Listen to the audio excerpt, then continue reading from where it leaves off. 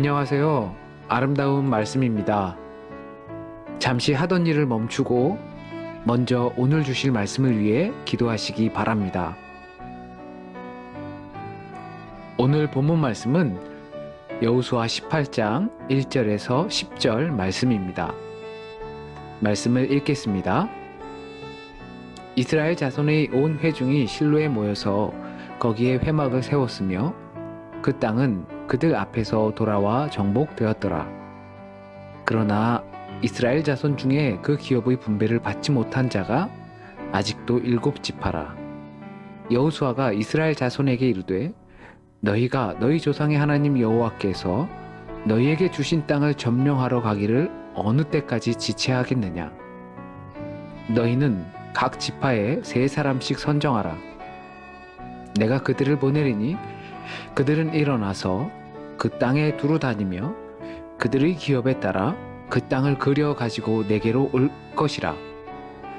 그들이 그 땅을 7부분으로 나누되 유다는 남쪽 자기 지역에 있고 요셉의 족속은 북쪽에 있는 그들의 지역에 있으니 그 땅을 7부분으로 그려서 이곳 내게로 가져오라. 그러면 내가 여기서 너희를 위하여 우리 하나님 여호와 앞에서 제비를 뽑으리라.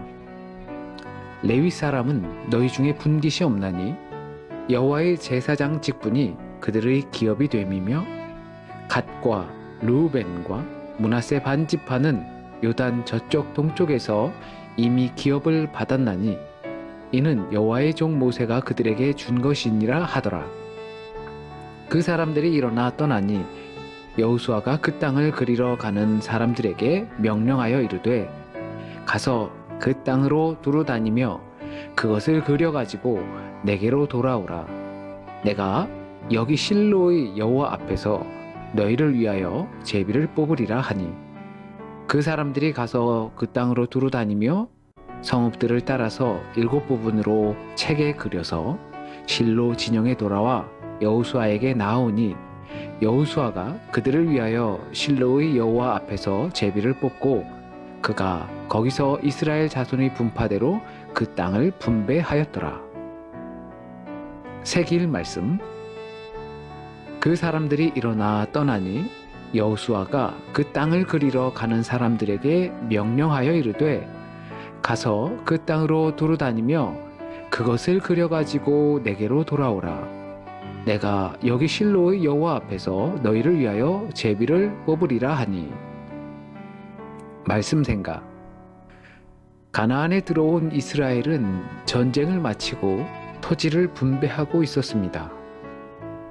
큰 문제 없이 토지를 분배하고 있었는데 아직 기업을 분배받지 못한 지파들이 있었습니다. 그런데 너무나 황당한 지시가 떨어집니다.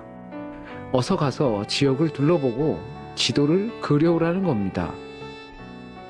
그리고 그 지도를 토대로 제비를 뽑아 기업을 분배하겠다는 겁니다.